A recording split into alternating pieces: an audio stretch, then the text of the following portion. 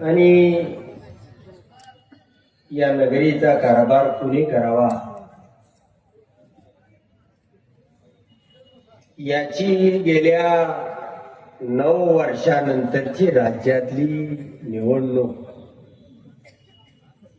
आणि ती धक्क खात डुलत बेलकांडत महिन्याचं 2 महिनं दीड महिना कोणाला वाटलं त्या इलेक्शन कमिशनला की आजच रात्री पुन्हा गुटका मारतय आणि प्रचार उद्यापर्यंत पुढे ढकलतय. आता ही निवडणूक परवा तरी व्हावी, कारण हे सरकार विकासाचं आहे. त्यांच्या हातामध्ये केंद्रापासून राज्यापर्यंत ताकद आहे आणि मस्तीला आलेलं हे सरकार आहे आणि त्याची मस्ती या जिल्ह्यामध्ये खऱ्या अर्थानं महिलांनी जिरवली. कारण इथं सगळे 11च्या 11 भाजपच असलं पाहिजे ही भूमिका घेऊन इथला गुंडा मंत्री, वाळू मंत्री हा विडा उचलून पूर्वी अफजल खान आला होता, आता हा आलाय मानच्या खोऱ्यातून. आणि अशी ही सरकारची इज्जत घालवणारी आणि गेल्या 4 वर्ष आपल्या हातामध्ये सगळं प्रशासन आणि अधिकारी असताना सुद्धा भगीरथ दादाने जो आता कागद दाखवला 6 महिन्यापूर्वी आलेले पैसे ढोबळे सर हे टक्केवारीसाठी राहिले का काय? त्याचं टेंडर का झालं नाही? आमचं तर टेंडर निघण्या अगोदर आम्ही काम करतो आणि अशा या निवडणुकीला संबोधित करण्यासाठी मार्गदर्शन करण्यासाठी आमचे गुरु माजी मंत्री माननीय ढोबळे सर ज्याने आताच भाषण केलं ते आमचे सहकारी मित्र आमचे गुरु भारत नानांचे चिरंजीव भगीरथ दादा बबनराव आवताडे आमच्या झुंजार वयाच्या 60-70व्या वर्षी सुद्धा हा जोश खरोखर पालकमंत्र्यांनी त्यांचं भाषण ऐकायला पाहिजे. काय दम आहे जिल्ह्यातल्या महिलांमध्ये. उज्ज्वलाताई थिटे असतील, प्रणिताताई भालके असतील, आमच्या आभी असतील, त्या महिलांनी रणरागिणीने महाराष्ट्रामध्ये एक आपल्या नावाचं वादळ तयार केलं. नशेल अनगर मध्ये फॉर्म भरू दिला.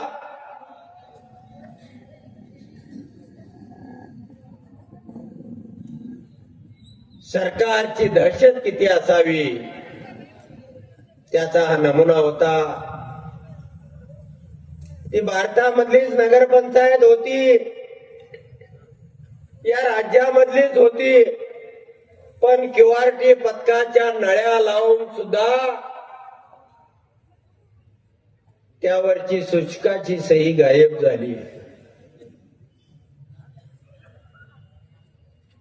काय आदर्श सरकार आहे. अरे फॉर्मच भरू दिले जात नाही. केंद्रामध्ये राज्यामध्ये सरकार आहे, याचा फायदा काय? तर 25 नगरसेवक भारतीय जनता पार्टीचे बिनविरोध, मंत्र्याच्या बायका, आमदारांच्या बायका, गिरीश महाजनची बायको बिनविरोध, जगात कुणाच विरोध नाही. असा माणूस आहे का? असा कुठं माणूस आहे का ज्याला विरोध नाही? देव आहे एखादा देव, राम तरी.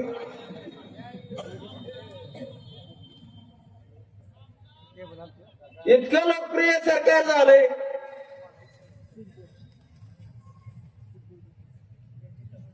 अरे कसली मस्ती आली या सरकारला. धरून वडवून त्या ठिकाणी कार्यालयामध्ये त्या उमेदवारांना नेलं जात होतं आणि महाराष्ट्र तो चित्र पाहत होता.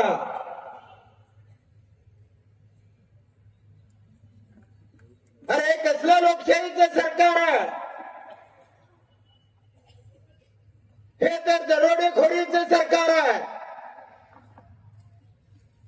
तुम्ही कुणाला लढूच देत नाही, त्या ठिकाणी फॉर्मच भरू देत नाही. अरे भाई गणपतराव देशमुखांसारखा 55 वर्ष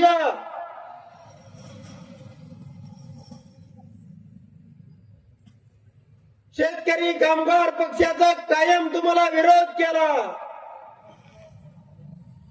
त्याच्या नातूला कमळ घेऊन फिरायला लावलं. काय सत्तेची ताकद आहे, काय सत्तेची मस्ती आहे.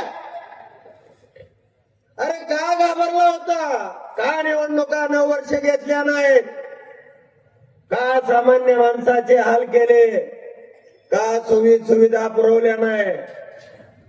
तुम्हाला कुणी रोखलं होतं, का सरकारचा पैसा दिला नाही. या ठिकाणी शिव नव्हते का, नगरपालिका कुठं काशीला गेली होती का राम मंदिर बांधाय. काय झालं होतं.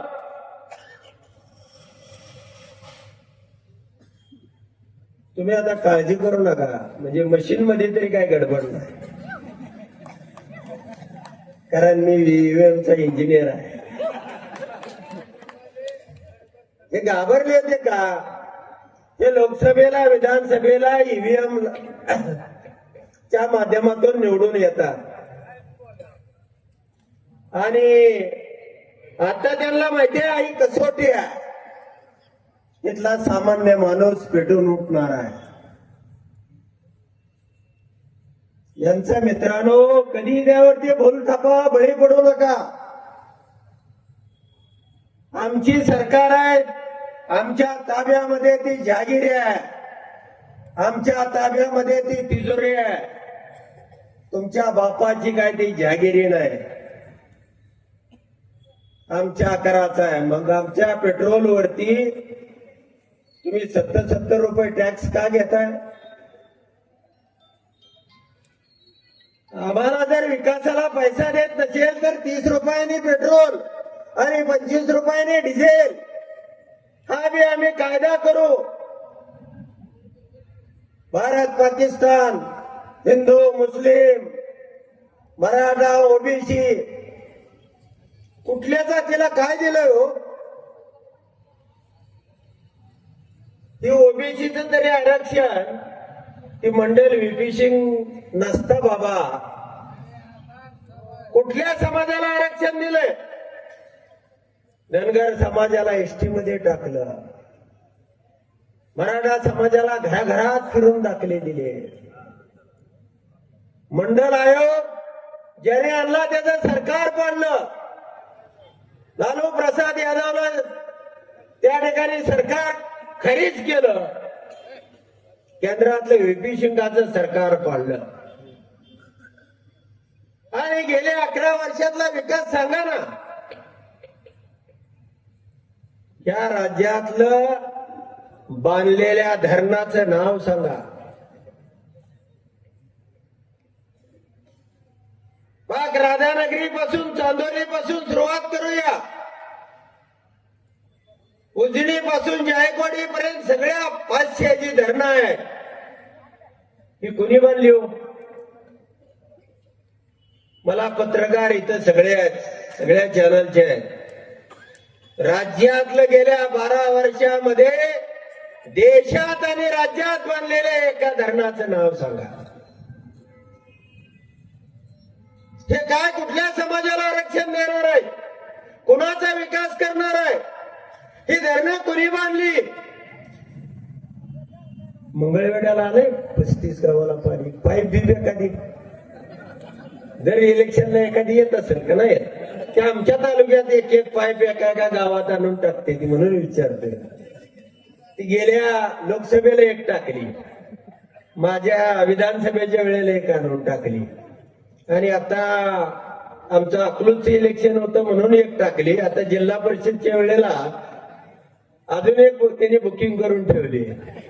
शेवटच्या गावात टाकायचे म्हणजे आता उलट त्याची खोदाई करायची आहे.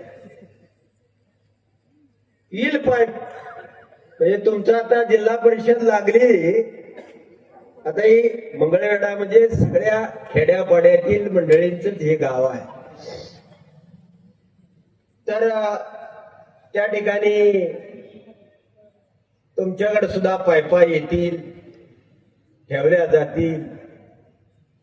मित्रांनो, यांना कोणत्याही पद्धतीचा जनाधार नाही, कारण हे लोकांमधलं सरकार नाही, आणि त्यामुळं यांना जनतेच्या विकासाचं तंत्र नाही. हे घाबरलेलं सरकार आहे, चोरीचं सरकार आहे, ईव्हीएमच्या माध्यमातून आलेलं सरकार आहे. काय दहशत असावी एक आमच्यात आणलाय ते बिंड, आणि त्याला माळशिरस तालुक्यात गुंडगिरी करायला पैसा कमी पडू नये म्हणून एक उजनीचा तलाव आहे, म्हणजे यांच्या बापाने बांधला नाही, त्यात आलेली वाळू साठवून आहे. पत्रकारांना माहिती असेल सगळ्यांना. त्या माजी आमदार पार्टनरशिप मध्ये वाळू बसतो, रोज 20-25 लाख रुपयांनी दिवसा डावल्या. एक आमच्यातला पवार नावाचा पीआय होता माळशिरसला, अरे फार सुपिरियर आहे. तो पोलीस बंदोबस्तामध्ये ट्रका घालवतो, मागे एक पोलीस गाडी मध्ये 10 ट्रका आणि पुढं त्याची गाडी, फार कामाचा. म्हणून पालकमंत्र्यांनी त्याला माळशिरसनं टेंभुर्णीला पाठवला. तिथल्या गावाने ठराव केला, तिथल्या वकिलांनी त्या विरोधामध्ये बंड केलं. मित्रांनो, त्याचे हात पाय मोडून टाकले, वकिलाचा फुगा केला, जीव जाता जाता माणूस वाचला. आणि गेली 40-50 वर्ष राजकारणामध्ये भारत पाटलासारखा काम करतोय. त्याच्या तोंडावर डबाभर मोर्चामध्ये 2-3 हजार लोकांमध्ये येऊन एक पाठीवळ विकू देणार नाही सांगणारा पालकमंत्री संत दामाजीच्या काळात असता तर वाळूचं पोटरपलं केलं असतं, गोरगरिबांसाठी केलं असतं नाही. वाळूचं पोटार, ज्वारी नाही. अरे विकासाला दृष्टी लागते, मनामध्ये तळमळ लागते, अंतकरणामध्ये तुमच्या ती आग असावी लागते. आमच्या सुद्धा तालुक्याचं नंदनवन झालं. तुमच्या पुढं आम्ही जवळजवळ 5-50 वर्ष आहे. शंकरराव मोहिते पाटलासारखा दूरदृष्टीचा माणूस त्या तालुक्याला मिळाला. आम्ही विरोधक होतो, विरोध करायचो अनेक ठिकाणी त्यांना, पण मनामध्ये तळमळ होती. सामान्य माणसाविषयी एक भूमिका होती. अशी तळमळ या मंगळवेढ्यामध्ये कधी दिसली नाही. आणि म्हणून भारत नानाच्या रूपानं एक गती आली होती. एक द्रष्टा माणूस, आपल्यातला माणूस, आपल्या घरामधला माणूस, आपल्या भावासारखा, वडिलांसारखा, मुलासारखा, हा सगळ्यांना आपला वाटणारा माणूस. या माणसानं काय दिलं नाही हो. रात्रंदिवस तुमच्यासाठी हा माणूस पळत राहिला आणि स्वतःचा जीव सुद्धा दिला. जीव, भारत नानाचं मरायचं वय होतं.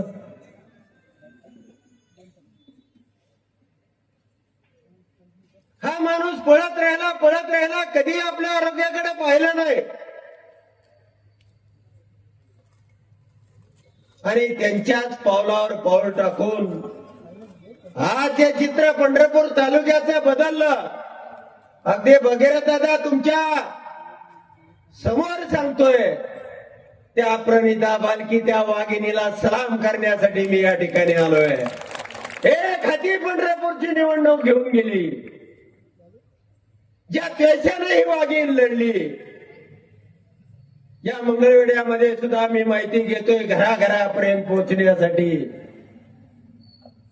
एक अंतःकरणामध्ये ज्योत असावी लागते. या अशा महिला या राज्याच्या मुख्यमंत्री झाल्या पाहिजेत, जिल्ह्याच्या पालकमंत्री झाल्या पाहिजेत. या लढाऊ बाणेदार असणाऱ्या आणि लोकांसाठी काही ना काहीतरी करण्याची मनामध्ये उमेद असणाऱ्या. नाहीतर तुमचंही सरकार बंद पडलेलं सरकार आम्ही बघतोय. काय करताय सरकार, कसं चालतंय मला माहित नाही. तुमच्या इथेही सावकार वगैरे असतील का? नाहीत? आहेत का? व्याजानं बट्ट्यानं काय करलंय? 1 लाखासाठी 74 लाख रुपये. वाचली का नाही बातमी? पत्रकारांनी तरी वाचली अशी.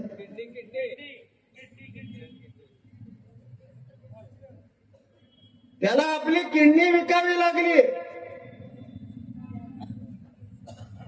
हे सरकार म्हणजे मुर्दा सरकार आहे, मुर्दा. काय तुमच्या विकासाचं करणार आहे? काय विजन आहे? आणि म्हणून खूप थंडी वाजते, फार वेळ घेत नाही.